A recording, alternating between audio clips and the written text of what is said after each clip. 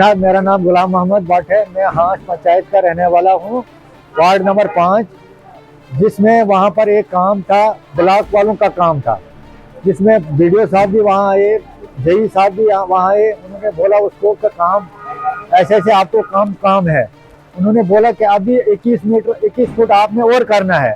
वो जेई साहब ने भी बोला, बीडीओ साहब ने भी बोला, लेकिन उसके बाद मुझे पता नहीं, उसने मुझे सीधा मारा और मारने के बाद नीचे लिया, उधर नीचे था वो इम्तियाज अहमद ने। और उसके बाद वो शरीफ है, उसका लड़का है, और पता नहीं मुझे क्या पता था, मैं बेहोश था उस वक्त। इम्तियाज अहमद भट्ट, जो ठेकेदार है वहां पर। ठेकेदार कार्ड तो उसके बीवी के नाम पे है, लेकिन उसका घर वाला है वो जी। अगर यही करेंगे, अब ये ठेकेदार लोग, मतलब फिर तो लोगों ने मर जाना है। वो वहाँ तो 5-6 बंदे थे, 5-6 बंदे थे, मुझे पता नहीं है। फिर नाले से घसीट के नीचे लिया। नहीं, उसके बाद एक टांटना का लड़का वहां था, उसने मुझे छुड़ाया। हाँ, 4-5 बंदे थे वहां पर, वो मार रहे थे मुझे।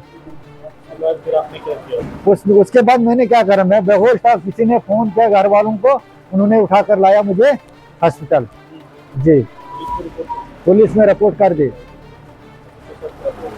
एसएचओ साहब, अब मैं इंसाफ चाहता हूँ कि मुझे इंसाफ होना चाहिए। इंसाफ यही इंसाफ जो उन्होंने किया मुझे, उन्होंने तो पूरा मारने की धमकी दी। और वही इम्तियाज ने बोलता मेरे अकाउंट में 15 लाख रुपया है।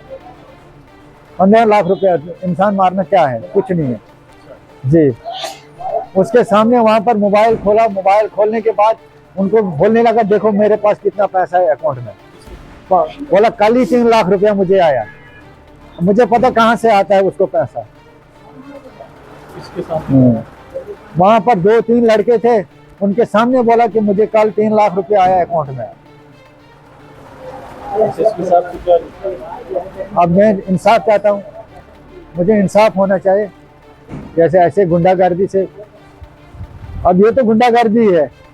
मैंने यही बोला कि यहाँ पर ये काम जो करवा रहा है तो ये काम ठीक नहीं है। मैंने जेई साहब को पहले कंप्लेंट की थी, फोन किया था। 48 बैग रेत बाजरी और 3 बैग सिमट उसने डाला, फिर भी बोलने लगा मैं मर गया।